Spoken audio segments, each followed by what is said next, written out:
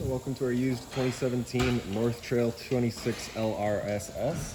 Starting right in the back corner here in your bumper, you're just going to reach in, pull that cap out, unlocks it, and then it pulls on out of there. Then you can reach into there, you're going to find your sewer hose. Just take note of those two adapters here, that's all be hooking it up to your sewer system. And then the hose itself, when it's fully extended, is about 20 feet long. We're just keeping it stored in the bumper back here just to help keep any sort of stench out of the unit, keep things a little bit fresher. As you get this cap in there, you're then just going to press in the corners. Then you can see it kind of folds in on itself, just helps lock it into place. A couple of steps on the side of the unit here. We're going to find your power port here. So as you pop that open, you notice there's a little notch in the bottom corner there. It's going to line up with this notch here. You're just going to line that up, press it in, give that little 8th turn, locks it into place. Following the cord back, you're going to find a standard 30 amp end here. Most campsites are going to have that. You can just plug straight on in and you're good to go. We do also provide you with a 15 amp adapter, so if you're looking to plug in at home to charge your batteries or run the fridge, you've got the power to do so. Straight down below there, you're going to find your sewer system. So that cap there, you're going to kind of press it in, give it that turn, it pulls on out of there, and you can see you got the same ears on there that you had in your sewer hose. So you'll attach that the same way, turn it in, clicks into place, and there you have it. So on the left, I believe, is your gray tank. On the right there is your black tank. Could be backwards on that. We haven't done any markers on this unit, so black tank is of course going to be filled from your toilet, so that's going to be your dirtiest water. We'll be trying to dump that first. Once that's done, you'll then go to the gray. Gray will be filled from your sinks as well as your showers, so typically cleaner water. We just want to dump that last just to help keep that hose as clean as possible. A cable and satellite inlet there, so just a coax cable is going to plug into there, fire up at your TV location. Ahead from there, you've got a city water connection. So just the water hose is going to plug into there, turn on the water, and that'll pressurize the lines throughout the unit. Straight up top from there, you got your exterior showers. Just that slider slides down and then you can pull it out. You get the standard head with a 3-foot hose, hot and cold water, so if the dog's out, get muddy, you can spray him off before he goes inside. Just gonna tuck that back away, lock that handle back in, close it back up. Again, a little further towards the front, we got your hot water tank here, so just that keyway there, you're gonna line that up and you can pop it on open. All of your controls for turning this guy on are just inside of the unit. Before we ever turn it on though, we just wanna hit this relief valve right there, make sure that shot of water comes out. That little bit of water coming out of there is just letting you know this tank is full, it's safe to fire it up, and we're not going to burn anything out by doing so. Closing it back up, you're just locking it with the keyway, and that's that. So as you open up your compartment, you got the little finger there on the side to hold it up. Then you can see in here that this customer's opted to go with the weight distribution hitch, so we just got that stored in here for him. Also, you got a couple of screws right there that hold this panel in place. You can pull those out, and you can pull this panel out of the way. It gives you access to your hot water tank valves for winterizing once it comes time. We do have the unit currently summarized. Around to the front here, this little black box there is housing your battery. So as long as you're plugged into that short cord in the back or your 7-pin into your tow vehicle, that battery is charging for you. These two little knobs there for loose them off, push them back. We get access to our propane tanks here. For the video, I'll just pull it right off. And then we can show you the changeover in the front here. So, little bar down here, you can't really see it. We'll see if we can turn that over to you. So that little bar down there is currently blank, just letting us know we've got no propane in the system. So as we open up our tank here, it should go green, letting us know there is now propane present. This little arrow there, that's just signifying which tank that we're drawing off of.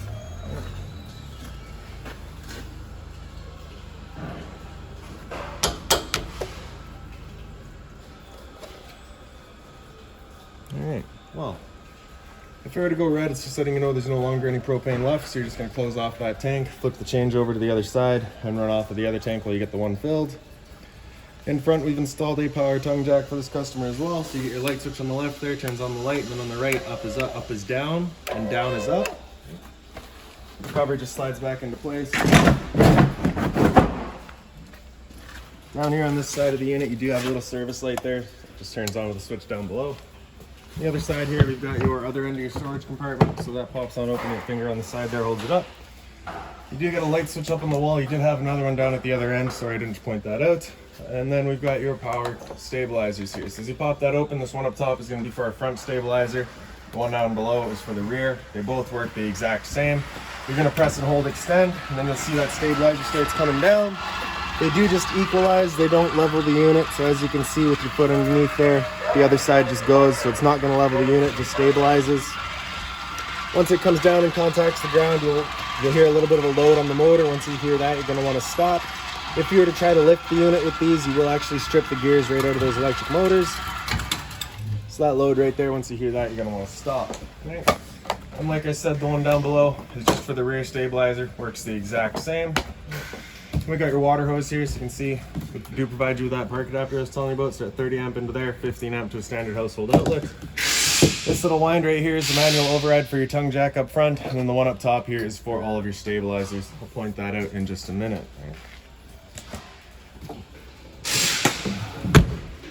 So that guy right there is just a little T-handle, holds the door open for you. This front door just goes into your front bedroom, so we won't be using that today. As signified by that point there, look underneath, you got low point drains, so you just be opening up those valves, allow the water lines to drain themselves out. Purpose of that would be if you're leaving the unit for a while and you don't want your water going stale or stagnant, you can just drain out all the water, or before winterizing, you can get all the water out before pumping antifreeze through. Black tank flush here, so you may notice over time after having dumped the black tanks, you may notice your monitor panel still reading 1/3 or 2/3, whatever it may be. Typically, it's just some debris inside of those tanks hanging between the probes causing that misread. So what you're gonna do is just take your water hose and plug it into there, turn on the water, and that'll just clear out that fresh water tank, getting rid of any sort of debris that could be causing that issue. Another step back, and we got the exhaust for your furnace here, so if you're ever running your furnace, you just wanna make sure it's not blocked off. It does get hot. Up from there is the service port for your fridge, nothing back there for you to worry about. Up top there, you're gonna notice a couple of exterior speakers. Inside, those will be referred to as set B. Right in the center here, we've got your stove vents. Of course, propane stove is putting off fumes whenever you're using it, so you just want to make sure this flap here is opened up, allowing our fan inside to evacuate said fumes. Once you're done, you're going to kind of click it back into place, and that'll just prevent any dust from getting picked up in there. Straight down from there, we've got a GFI protected outlet, another little T-latch for our main entry door, and then up from there, we'll find your freshwater tank fill. It's just that cap unscrews, plugs out of there. You're going to take your water hose and stick it into there, turn on the water, and that'll fill up your freshwater tank. You know that tank is full once it starts spitting water out of that vent there, or just by watching the monitor panel inside. Then you can see we've got your fresh tank drain going right there, so it's just the same sort of valve. You just close that off, simple as that. And then around to the back, you do of course have the spare tire, and that's pretty well it. You do also, I believe this rear bumper kind of pulls out. It's kind of like a storage rack type thing. So you kind of have a little latch right here, a little pin, right? So you just pull that out, pull it on out, and that's that, right? We'll make our way inside of the unit now. So your assist handle just stopped at 90 degrees, falls into place, then we can open up the door. You're gonna grab this handle here and pull it straight out. Flip that last step over, then we can make our way inside. So first things first, right on the right there, we've got your fire extinguisher, so that's standard. Pull the pin, point, and shoot. Up from there, we've got your slide out switch on the left here, so press and hold out, and that slide will make its way out.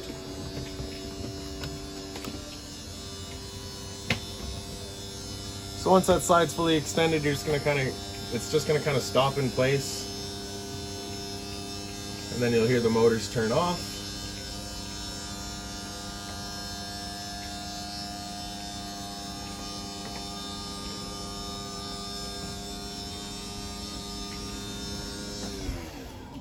There we go. So beside that is your awning switch. So press and hold out, and your awning will make its way out. So once that awning is fully extended, we're going to see a little black flap come down as well as the gray of the metal tube. Once you see that, you're going to want to stop. If you're to continue extending, it can actually wind itself up backwards, in which case the fabric will be underneath your tube, allowing it to then hold water, accelerating the growth of mold and mildew. So there's our flap there, there's the tube, so we'll stop right there. Now if it were to start raining, it's of course going to be holding some water anyway, so what you can do is at either arm, you got this little pin here, you're going to push that in, and you can pull the arm in down towards the unit. Then you can see that changes the pitch of the awning out at the head, allowing water to then run off. Now if you like that angle better, because it does give you more shade, you can do the same thing with the arm up front.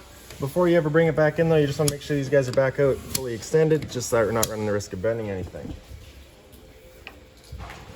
Then we're going to press and hold in, and that awning will make its way back in. Again, just making sure fabric is over top of the tube. And the last thing to keep in mind with your awning is once you get up to about 15-20 kilometers an hour of wind, it is catching all that wind, so you want to bring it back in, again, just so that you're not running the risk of bending your arms. So just real quick while we're waiting on that, this light switch on the right there does your awning light there. It's just easier to see with that awning out.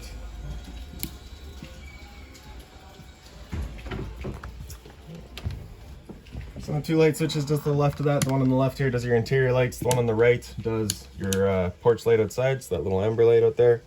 And then you have a power outlet kind of in your island here, and then across the back, you just have all your storage up top here.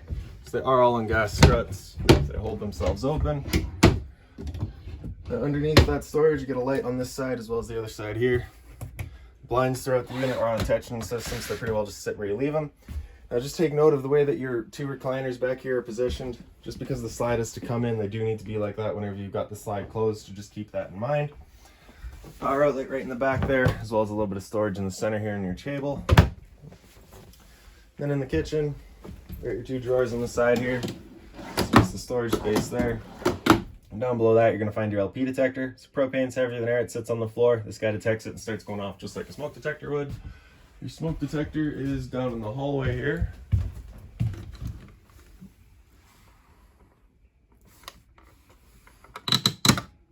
And it needs a battery, so I'll grab one of those. You have another one right here. And it's going to go again. Alright. And so above your sink, you get a bit of storage here. Inside of here, you're also going to find that blue pouch. So that blue pouch has all of your owner's manuals in it. Any sort of remotes, anything like that for the unit, you'll find right in there. Above your sink, you get the same sort of light there. The sink covers are hard, made of the same material as your counter. Dual basin sink as well, of course. Then you'll notice your keys are just right there, hanging off the cold water. Hot and cold there, of course. The pull-out head with the shower head feature. Down below there, we've got a little bit of storage here. So that's also access to your water pump. So if you're looking to winterize the unit yourself, right there, and you've got the winterized kit already installed. Microwave up here, it's pretty standard, just like home, not much I'm going to teach you there. Down below that, we got a light switch on the left, fan switch on the right there. So this is that fan that you want turned on whenever we're running our stove, so we're evacuating our fumes. The bifold cover just flips up, falls into place, sits on down. Take your knob, turn it over to light, hit it with a sparker, and it fires right up. I will just mention that the first time you go to use your propane system, especially if you've been away from the unit for a while, it will take a minute just to fire it up because it's got to clear all the air out of the propane lines. It's perfectly normal. Once we're done turning them all off, flipping that cover back down. So for the oven, you're going to pop that open. You got the knob on the right there. You're going to turn it into that pilot and press and hold. And then right in the back, you get that pilot light going. And once you get that light going, you just want to hold the knob in for another couple of seconds, and you can release the knob and the flame will hold itself. Turn up to your desired temperature and she fires right up. Once we're done, we're just going to turn it back down to pilot. It'll hold just the pilot light for us, but if we're traveling or leaving the unit for a while, we just want to make sure that's right off. Down below that, you're going to find that little portal there, so that's just an outlet for your furnace. Furnace returner is that grill right there, so you just want to make sure it's not blocked off. And then up from there, you've got your fridge. So power button on the left there with it close to flush, that's it turned on. Well, this button on the right there, close to flush, that's it running on auto. Auto's first going to look for AC power. If AC power is taken away, it'll automatically flip over to gas. If you're out boondocking and you want it to run solely off of gas, just have that button come out. It'll fire up just on gas. If you were to get that check light there, it's just letting you know it hasn't fired up. So at that point, just off and on to reset it. Freezer up top and your fridge down below. Temp selection is just right in the back there. So as the sticker says, up is colder, down is warmer. Water panel here, so we got your water pump switch on the bottom there. So turn that on, turns on your water pump, drawing out of your fresh tank to pressurize your lines. In the center here, you've got your water heater with LP gas. That'll fire it up on propane. Turn that switch on right there and she'll fire up automatically. If you were to get that light there, it's just letting you know it hasn't fired up. So at that point, just off and back on to reset it. And then on the right there, you've got the water heater on electricity. Up top is your monitor system. So battery on the left there, so you can see we're currently C for charging. G would be good, F is fair, L is low. Your fresh tank, as you fill that up, you go to a third, 2/3 and full. Same idea for your black and your gray. Down below that is your thermostat. So with this slider on the left here in your center right position, that's it turned off. With that over on the right, that's it turned on. If you're running your heat or your cooling, you just want to make sure that fan speed is just in auto. Select your temperature up top. And I guess we're a little too warm for that furnace to fire up right now. So let's see if we can cheat. We'll use the fan speed. So of course in fan speed, that's where you can select your low or high just based on what you need. And then with it over to the left all the way, that's going to be cooling now. So we'll turn on the compressor. With your air conditioner going, you basically got two different options. You can have these two louvers here closed, in which case we're using all of our ceiling ducting to move our air. Or you can just open them up and it dumps all of its air into the living room here. So when you first get out to your campsite, you want these open, cool off this area as quickly as possible, and then you can close them off and start moving the air throughout. Okay, so slide that over to off, we'll select max heat, see if that furnace will turn on for us yet. I did just have it running 20 minutes ago, so I know it's good. It just is still warm in here. Right? So of course, off is off. Then around the corner, we'll come into your bedroom, bathroom here. So as we come through, you got your light switches up on the wall. There's one on the left, does your fan. One on the right, does your light. For this roof vent, you have the same sort of roof vent in the back. You're gonna pull this handle down, and then you can just slide it forward and just kind of leave it wherever you like it, right? Do make sure that it's all the way back and closed tightly whenever you're done. Your medicine cabinet. And down from there, you've got your GFI protected outlets, test on the bottom, reset up top. So if you ever have outlets that don't work, it's the first thing you should check. Hot and cold water at the sink, of course. A little bit of storage down below it. Just be mindful of our drains and our water lines. For the toilet, pops on open, you get your flusher on the right side here. And then into your shower, you just get the standard head and hose with hot and cold water, of course. Now into the bedroom. So in here, your light is on phone switch by the door.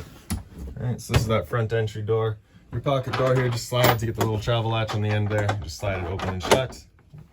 A little bit of closet space here, as well as the storage across the top. If we pick up the foot of your bed, you do get access to a little storage compartment down there. 2 lights in the back here, just on their own center push buttons. And then on this side here, you do have a TV backer, so it's getting mounted right there. Power outlet for it, cable and satellite outlet for it. Then closet space down below. A little drawer down below that. And then down under your drawer is your converter. So if we press the top and center, she pops on open. Get all of our breakers down the middle here. Whenever a breaker breaks, it's gonna sit in the center, so just turn it off and then back on to reset it. On the right side there, we got all of your fuses. Whenever a fuse pops, you'll get a little red LED right beside it, letting you know exactly which one went. This emergency exit here, so you get this little red tab there on the side. You're gonna pull that to get rid of the screen. Take this handle here and throw it outside and hop on out. And then just the same sort of storage on this side that you had on the other. With the same light back here as well. And so lastly, we'll just kind of go through your entertainment and your slide out area here. So again, it's just a little bit of storage up there. TV here, this light switch there, just a little accent light right behind it. All right. Cable and saddle, or sorry, your antenna outlet in the center here. So for turning that antenna on, hit that little red button there. You get that green, orange light in the back here. Sorry, red light in the back there. Just lets you know that it is in fact turned on. That will also help clear up your stereo signal. Power outlet beside it as well. Down from there, you got your stereo. It's pretty straightforward. Everything's pretty well labeled. There's no dual function buttons here. Everything's got their own job. And like I said, outside speaker zone B is your outside set, and zone A is going to be your 4 inside. Down from there is just a little bit more storage. This light switch here turns on all of the lights in your slide. And then you can see the dinette. That window there, as signified by the red handle, is an emergency exit. So you just be sliding that open, hopping on out. And I believe this couch does pull out. Get rid of our back cushions here. Take kind of the front of it up and out. Fold the legs out. This back piece will just fold over. There's your bed there. And then of course just the storage across the top here. Pretty well just wide open storage.